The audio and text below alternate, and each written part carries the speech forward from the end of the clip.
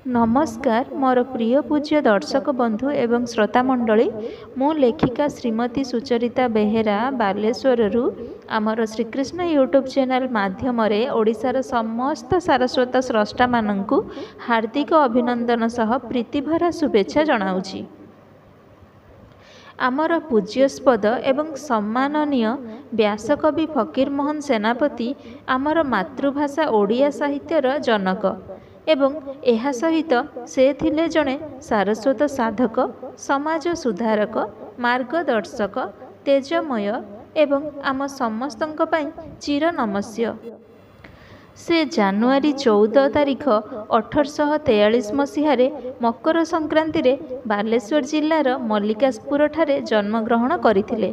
ओडिया साहित्यर उच्चांग परिभाषा को सर्वजनादृत करी समग्र विश्वर कोण अनुकोण रे मानव समाज को नूतन दिग्दर्शन देबा, ओडिशार भाषा व संस्कृति को विश्व दरबार रे आदृत करिबा, ओडिया माटीमार स्पंदित आह्वान को सर्वोच्च स्थान रे प्रतिष्ठित करिबा, सारस्वत साधक माननकु एक सूत्र रे बांधी रखी अज्ञान रूपक अंधकार को दूरीभूत करने सह एक श्रृंखलित समाजर गठन निमंते तांकर अतुलनीय अवदान रहीअछि।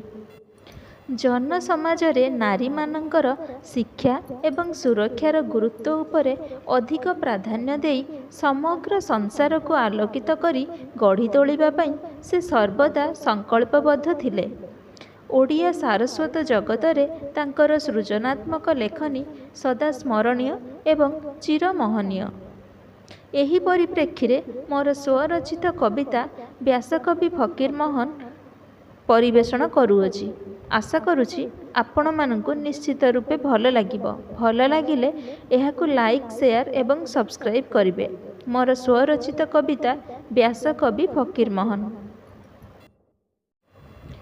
ओडिया भाषार अव्यक्त भावना समाजे अतुलनीय, इतिहास कहे व्यासकवि आम संसार रे मोहनीय। ऐतिह्य संस्कृति ऐश्वरिक प्रगति आधुनिकतार स्पर्श, आशीष दियो हे परम पुरुष उत्कल रे तुमे शीर्ष। तुम अंतर्दृष्टि तुम विवेचना सदृश आज के नाही, स्वतंत्र ओडिशा गठन राज्य रे स्वप्न देखिथिल जही। संकीर्णता नुहे ओडिशार भाषा विश्वहितैषीर भाव, सुचिंतित पथ प्रेरणार मार्ग ओडिया आमर गर्व। स्वतंत्र राज्यर गठन निमंते लेखनी रे आराधना, प्रदक्षिण करे धरणी बक्षरे सारस्वतर साधना।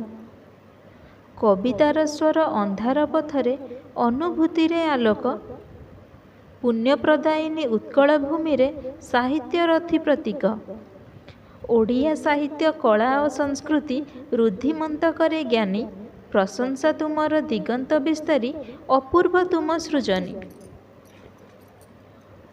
भाषा साहित्यर जय गीति गाई जलाई विप्लव बन्ही, श्रद्धा सुधा निधि मंत्रमुग्ध करी तुमे पुण्य स्रोतसिनी।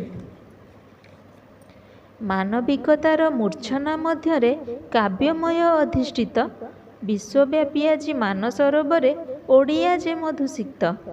विश्वव्यापी आज मानसरोवरे ओडिया जे मधुसिक्त।